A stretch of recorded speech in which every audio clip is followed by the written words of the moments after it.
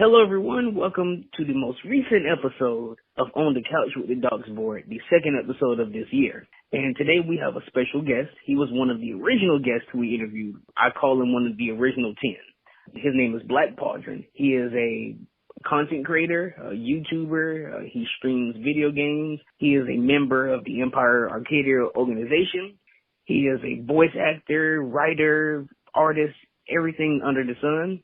And he has a critically acclaimed series that he most recently released the new episode for, the 7th episode, Whispers of the Dark. But I'll let him introduce the way he would like to. It's the man in the mask. He's right about all that. Yep. We just released our 7th episode of Whispers in the Dark after a 9-month hiatus. I'll get into that once we start, but yeah, that's me. Excellent. I'm glad the introduction was good enough to meet your standards. But speaking of that, what have you been up to since we've interviewed you a few years ago? Well, specifically during that 9-month period, up to that 9-month period, I've pretty much been doing all the same stuff. I am moving, so that kind of that kind of caused a lot of interruption in the whole flow of producing Whispers in the Dark and a bunch of other projects. But what I was able to do within that 9-month period was prepare several other projects. I am postponing production on my comic book, but that still will be releasing this year. That would be the Gabron project that you mentioned. Let's see, one of the voice actors, while we were having a conversation, got my mind going, and I remembered that a while back I was developing a card game, like a trading card game. Yeah, so we have started up. We have, slowly but surely, we're starting the process of testing it. Within those 9 months, I came up with the rules, all that type of stuff, and we've been testing it off and on since then. Let's see, what else? Because of the new location that I'm moving to, I'll be able to, set up more live content. Of course, when everything is safe, I can get the people near me together and we can start doing some live stuff. We had a spoof kung fu movie planned, featuring an all black cast. Wow.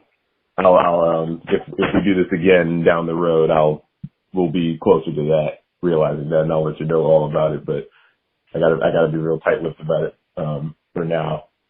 We've got some music stuff planned too. Since I wasn't able to really create anything, I just basically did a lot of talking and a lot of planning with people within those 9 months. So music, card game, live content, and potentially a movie. Excellent. That sounds like a lot, because if our viewers and listeners go back to watch the original interview you did with us, there was a lot of the projects that you developed, you essentially unveiled them over the next few years. So it's great to hear that you have a lot of projects, especially the spoof kung fu film with the all black cast. I've always wanted a martial arts film that starred most of the original 70s through 90s and early 2000s action movie stars, both male and female, to have a big blockbuster film similar to like The Expendables, be it from Jim Kelly, even though he passed away, all the way to Billy Blanks and things of that nature. So hearing that sounds amazing. I know I'm excited for it, and I know our viewers are too.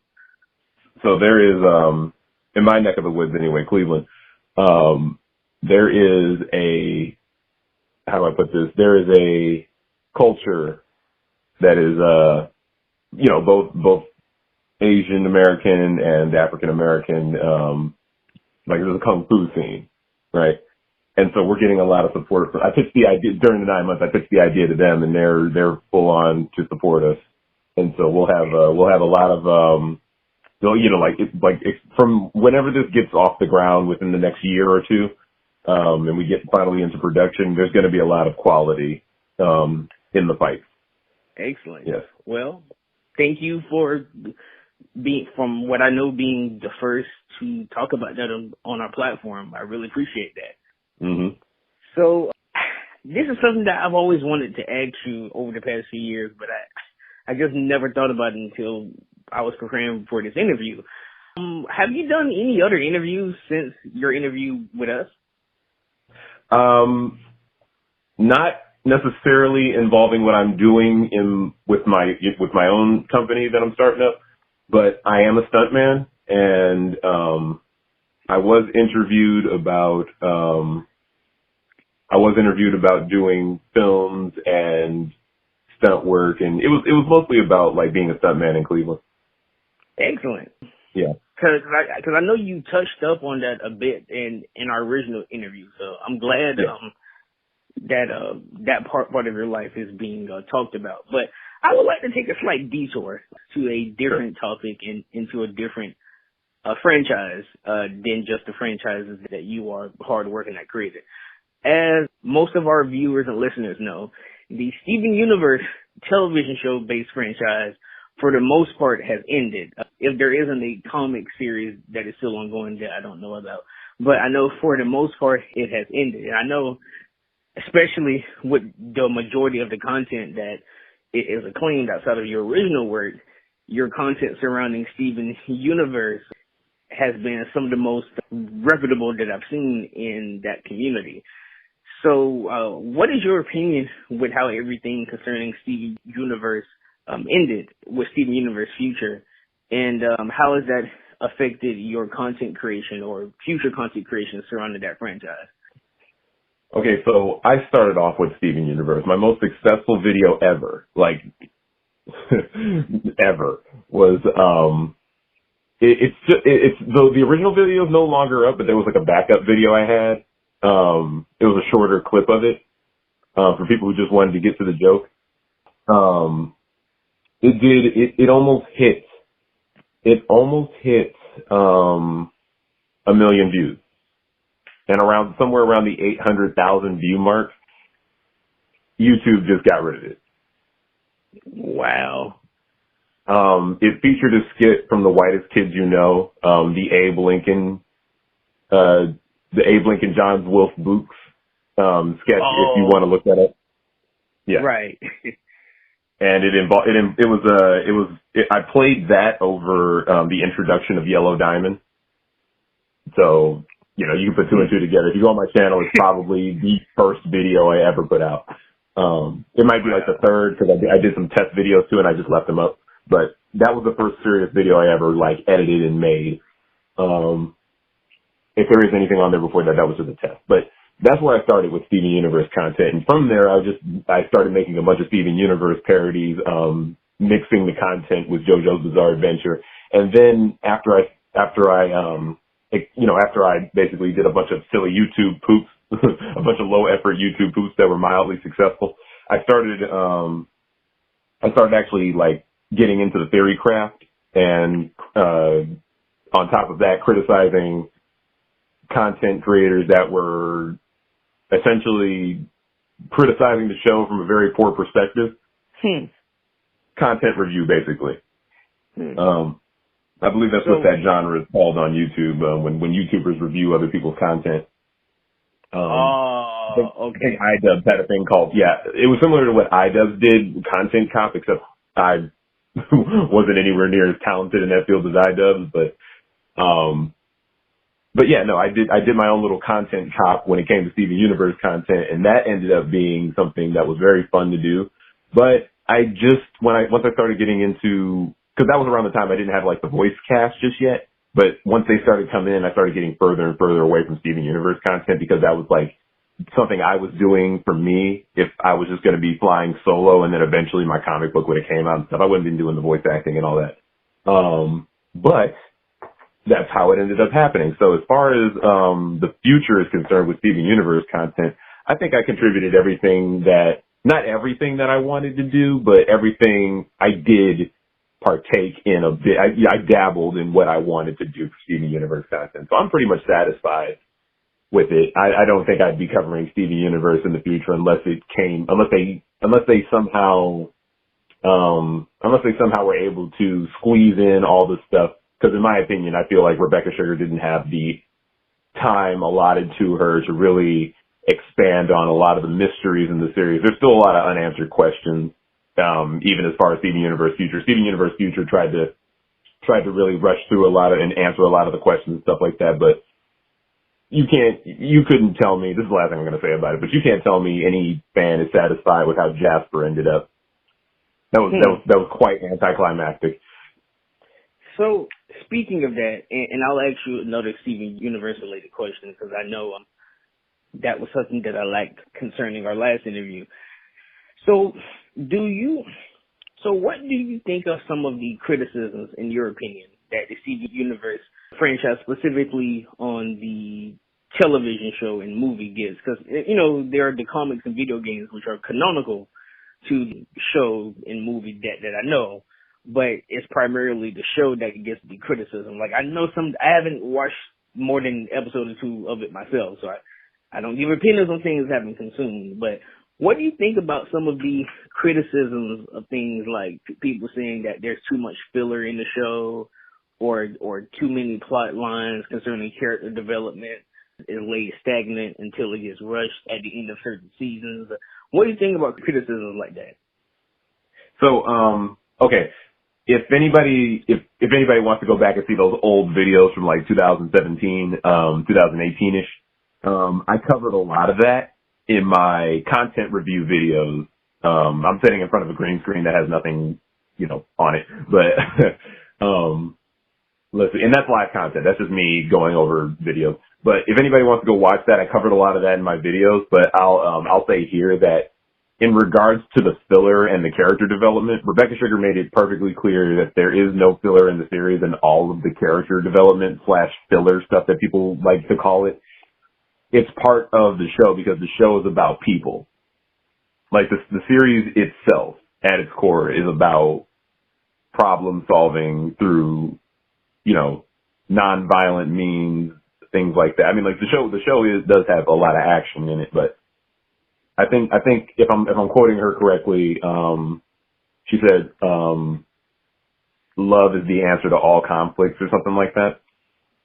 And us getting to know these characters the way they depicted them is part of the show. There's no filler, if you will. I could point out maybe one or two out of all the episodes, I could point out like one or two that didn't have anything to do with anything and didn't amount to anything. But anytime you saw an episode devoted to a character's development, or you saw an episode that didn't really have any action or plot progression, that's just poor perspective on the viewer's part. Maybe because they don't know what Rebecca Sugar was going for, but the show is about the characters. All of the characters. Right. It's interesting to hear you say that because I know, I know there's many critics of Rebecca Sugar in the different Discord servers, as you know who those people are that me and you frequent. So I've always wondered what your opinion is specifically on that, because that's one of the biggest criticisms that I've heard. So thank you for telling me that. Mm. But since you brought up that Rebecca Sugar hasn't really had the allotted time and space that she needed to expand on things like she wanted to, let me ask you this then.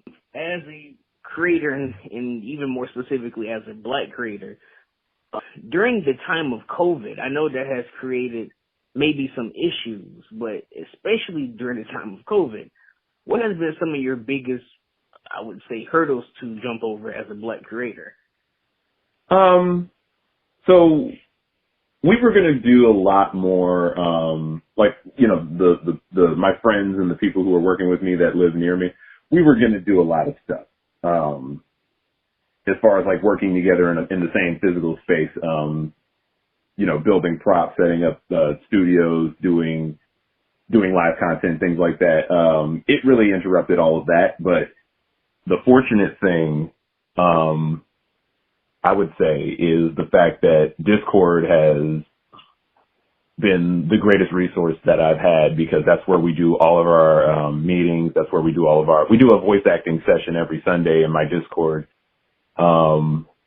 and we practice and hone our craft, you know, cause like we're all amateurs, you know, no one's doing this professionally. So we're just practicing and getting it right. And, you know, every Sunday, or, you know, sometimes we cancel, but every Sunday we try to get together and discuss projects, things like that, pitch ideas, of which we have several. We're going to do a big reveal on that later on, this year, about a lot of other projects we're doing.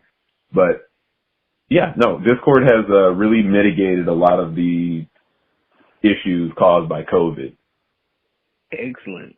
I always hate to hear when I hear different businesses and individuals that have been irreparably scarred by the effects of COVID and the quarantine, things of that nature. So I'm glad that your creative process and everything you're doing hasn't really been hurt as much as many people that I've seen.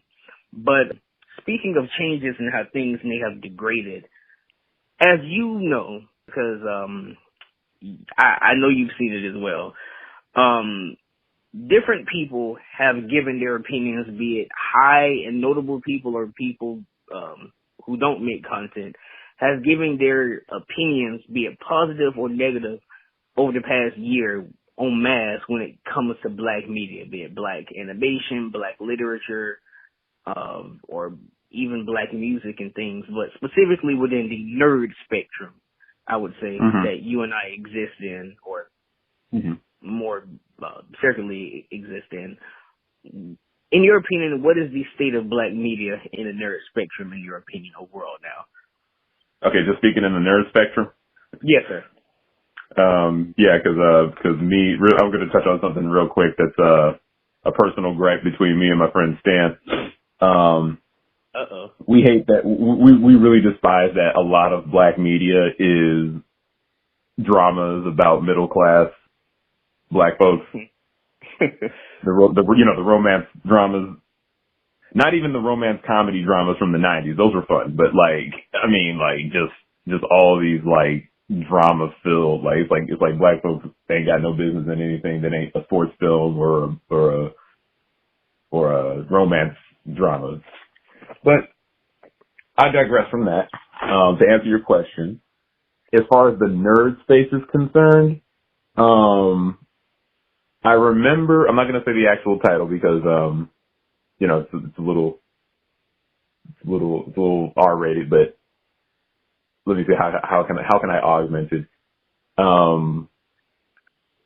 What really sparked our imagination was, a spoof titled film called, and this is, I'm augmented, Black People Fighting Dragons in Outer Space.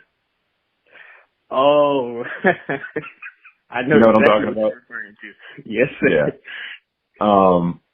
So the whole point of that title is to, if you think about it, when was the last time you saw a predominantly Black action film or fantasy film or animation or anything like that?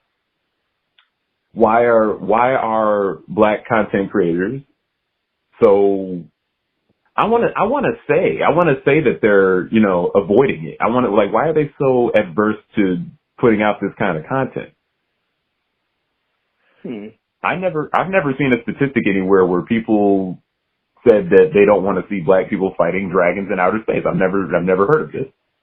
And that's just a metaphor. My series Gabron features predominantly Black hair, even though it takes place on another planet where none of our social, political politics really exist. Our race identity thing don't really exist. But it is a fantasy series about melanated characters that you would consider Black. Like if you were to put a stand-in or put yourself in that position, if you were Black, these characters would be visibly, identifiably Black if they existed in our world. Excellent. Because as I told you before, I'm really excited to see what you have incoming with Gabron. But speaking of Black nerd culture and race identity and politics, things of that nature, you've expressed it to me before in the Discord calls and in voice rooms. But what is your opinion on the Black Superman DCEU film news and the mass negative critical reception that the news has been getting over the past few weeks. So I'm gonna put it like this.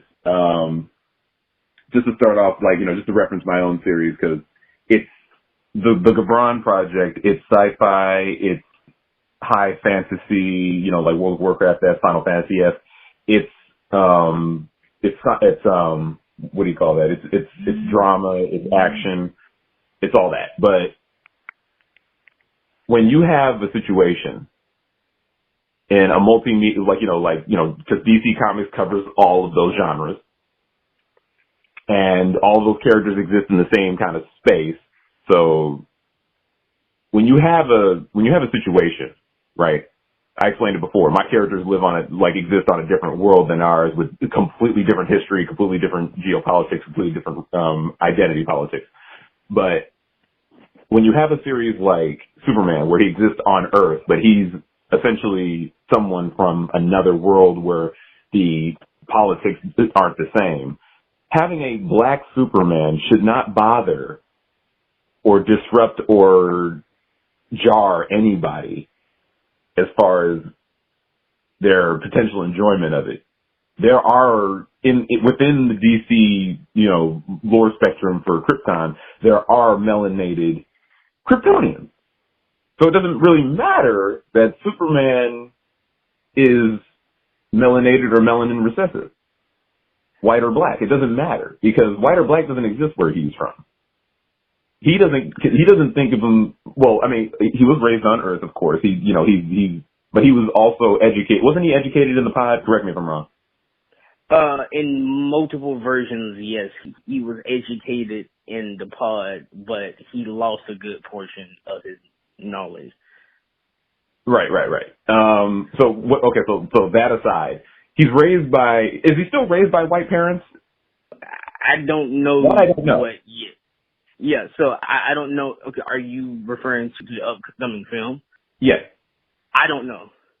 I do not know. I don't think the information has been given out. So. Okay, well, regardless, this is my whole point. I wanted really just to know for me, but my whole point is that he's an alien. It doesn't matter. He's gonna probably end up being an editor at the Daily Planet, so really nothing's going to change. I've never seen Superman treated as a white guy in any form of media. You know what I mean? Right. He's never been really rolled into the stereotypes of white people. He doesn't do white people things despite being raised by two, white parents. I'm talking about the general stuff we know about Superman coming up to this. He's never really displayed, in my opinion, the characteristics of stereotypical white people, because you know how film and comic books and stuff like these like to play up stereotypes for relativity. Never seen it. So why would things be any different just because he's black?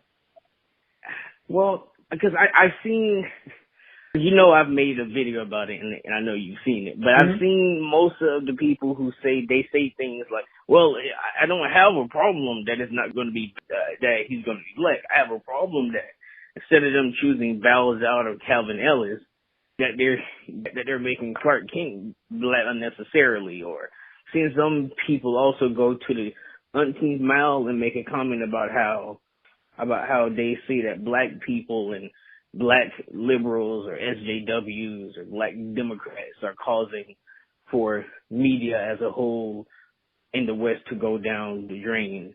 And they're using the Black Superman knowledge or the Black Superman news as basically as leverage about it. So check this out. Yes, sir. So check this out, because of all the things that I have seen that actually kind of justify that type of thinking, it's not the Black Superman. The Black Superman is the furthest thing away from an issue as far as the downfall of Western media because of the SJW, that whole fear, which doesn't really exist. But I remember, are you aware of the She-Ra reboot, the She-Ra Princess of the Power? Okay, yes. So So I am a huge fan of He-Man, She-Ra, and the whole nine yards, like, Thundercats, all that type of stuff. I love all that stuff. And when they made the She-Ra reboot, they made the 2003 He-Man reboot, which in my opinion was perfect.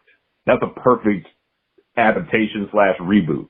Why would you make something less than what it was 30 years ago? It boggles the mind. But the She-Ra reboot, to me, did a lot of that.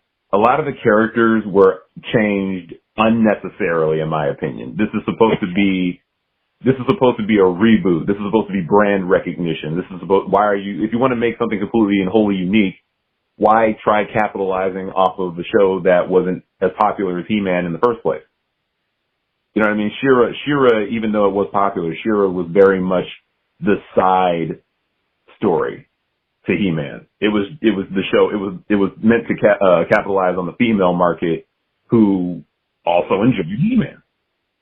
It was something Magical for them. Girl. Magical, yeah, like, Western magical girl series, yes. But can you still hear me? Yes, sir. Yeah, but bringing the She-Ra Princess of Power reboot into this, Bo, who was a white guy with red hair in the original series, he was a tactician. He was She-Ra's best friend or something like that. He was dating She-Ra's other best friend, Glimmer. And so yeah, but they made in the She-Ra Princess of Power, they made him a black guy. And I'm like, okay, I don't have a problem with this, but I could see the writing on the wall. It's like, he's not just going to be a black version of Bo. There's something else going on here. And lo and behold, a couple episodes later, it's introduced that he has two homosexual parents. He has two dads. And I'm like, you're kind of cramming the minority representation in here a little hard, aren't you? A little packed in there like sardines. And that kind of stuff bothers me, because it's like, I don't even remember Bo having parents, because they're younger in the She-Ra Princess of Power thing. It's supposed to be a younger She-Ra and a younger cast.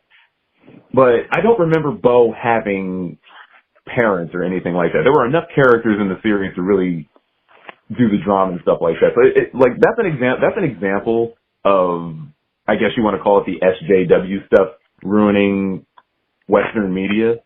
Because it does happen. It absolutely does happen. I remember recently there was an issue with, what was the title? I'm Not Starfire or something like that. Where Starfire has a daughter who is the complete opposite of her, both in personality and in appearance. It's there's no way this could be Starfire's child, and lo and behold, it ended up being a self-insert from the artist who was commissioned to create the comic series. And self-inserts are very taboo when they're done so egregiously in comic books. I actually found out from that self-inserts are very much a no-no if you don't do them with any form of grace or manners or acknowledgement of the standing lore and things like that. If you try to really, if you yank somebody one way, they're going to be very irritated. They're not going to really want to come and appreciate the stuff that you're pulling them towards. So that's my whole thing on that. But Superman is probably the least impactful thing when it comes to that concern that social justice warriors are ruining Western media, because it's literally just a melanated Kryptonian. It doesn't matter. Because you know me, I try not to have overt opinions about anything, especially when I don't know that much about whatever it is that I'm referring to, or that other people refer to, because I know that's part of the reason why hearing your opinions are interesting in a way, because, you support Steven Universe, or was one of his biggest supporters, and, that has a humongous LGBTQ and multicultural cast. So it's interesting to hear someone, especially your opinion on someone who's produced content surrounding that. So, because, that's one of the criticisms that Steven Universe has also gotten from people online and people that you and I have personally talked to about the quote unquote SJW politics ruining the show's potential. You mind if I just touch on that real quick, because I feel like a lot of people still have that opinion to this day. It's never going to go away. You have the floor. So my whole take on that, like, people talking about there's a bunch of SJW stuff in TV Universe. I heard that since since the second season came out, because that's really when it started like showing all that. When the second season came out, I started hearing that like everywhere, and I'm like, guys, yes, you're right. There is a lot of this in here. It's obvious. I personally like to refer to the show as Gay Space Rocks, but that's just all in good fun. The point is that Rebecca Sugar and all the other writers who were involved, all the other creative minds, they depicted the situations, like they depicted the characters as people, not motifs of ideas about all these different things that are going on in our society. I don't believe that there's like a revolution or a reformation going on when it comes to LGBT stuff. It's all the same thing. It's just that, it's their turn to make the noise. Everybody's had a turn up until this point, and, they're not going to be the last group of people who identify outside of normal confines to express their opinions about their treatment in society. But in Steven Universe, they're depicted as people living normal lives. There's nothing excessively highlighted about their existence or anything like that. They're not really made to look like they stand out. They're made to look like they are functioning members of society and everybody just kind of gets along. You know what I mean? So like you can say there's a lot of LGBT stuff in Steven Universe. However, it's not thrown in your face like it's an advertisement for some kind of revolution or reformation or things like that. Unlike She-Ra Princesses of Power, which at this point you could probably tell I have a lot of contention for. But, because they are definitely guilty of that. They are definitely guilty of doing that. But anyway, just wanted to touch on that real quick. Okay, so this is going to most likely be my last question before I move on to the next part of our interview. But with that being said, since you have an issue with the She-Ra reboot, what is your opinion just on the look of the upcoming Masters of the Universe sequel series and the prequel comic that's coming out, the animated series and the tie-in comic? So we've been through this before. I don't like to spoil myself too much when it comes to things like that. I loved the 2003, 2004, I can't exactly remember what year it came out in, but the first reboot they did to He-Man, well, I can't say the first, the 2003 reboot of He-Man, that one, in my opinion, was perfect. Because I had seen every episode of the classic Masters of the Universe. I had even, seen sprinklings of the in-between, the series that came out in between the 2003 and the 80s one. They weren't that good, but I've seen every episode of the classic one. I've seen almost every episode of She-Ra, the original She-Ra. And I just thought that the 2003 was the perfect reboot when it came to Masters. Like, they couldn't have done it any better. So I've seen the art. I've seen some of the stuff that they're going to put in the prequel comic, and it looks like it has the same, if not more, love being put into it as the 2003 reboot. So I am very much anticipating and excited for the new one. I can't wait. Interesting. But because that's one thing about the He-Man franchise that I've always found interesting. Most of the comic adaptations are based after the original series or rebooted, and none of the He-Man adaptations outside of, She-Ra has really gotten any negative reception. Like the IDW comics that are going on right now have been critically acclaimed. Most people say it's the best He-Man has ever been.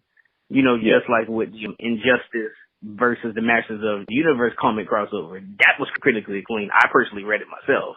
Mm-hmm. So, but this is consistent. Right. So that's why this is interesting because, it's the production team behind the Castlevania and Blood of Zeus show. Yeah. So it's going to be interesting. But Pauldron, I'm glad I was able to ask you these serious questions to catch up on you, especially based off of your work and things you have planned and things of that nature. But before I start closing, is there anything you would like to say to us, ask me, ask the viewers, or anything you would like to say in terms of closing comments? Or Until the Gabron comic comes out and that becomes our main initiative, that is essentially what's going to become my life work. But, until then, please watch Whispers in the Dark, share it with your, friends. That series is basically our launching pad. We are trying to get the company ArenaNet aware of what we're doing. I know they're already full blown aware, but we're trying to generate enough interest in Whispers in the Dark to basically get within their creator program and really take off from there. I have other series like Whispers in the Dark planned based on video game content. I won't say exactly what those are there, but look forward to many different genres being explored. A lot of older stuff, a lot of classic stuff. But yeah, no, we could use all the support we can get. So far, we have not heard a discouraging word about the series, so hopefully that's enough incentive to go check it out. It's a comedy drama with some action sprinkled in there, a generous sprinkle. And yeah, so that's on my channel, Blaque Pauldron. We're 7 episodes in. We plan there to be 16 episodes in the first season, and then we'll just go from there. Excellent. Okay. Well, if that is all, Pauldron, I would again thank you very much for coming onto our show. You being one of the original people who I've interviewed, it was an honor then, and it is an honor now. And I know our viewers and listeners, especially those who follow you, are very, very happy to hear about some of your plans, or most of them, really. So thank you for that. I appreciate you. Yes, sir. So if that will be all, everyone, I'll make sure I'll post Blaque Pauldron's links to his social media, especially his Discord server, where you can find him most of the time or get in direct contact with him. I will post that in the description, and I will post different links in the video version of this interview or in different pictures of the work that he mentions. But if that is all, everyone, thank you.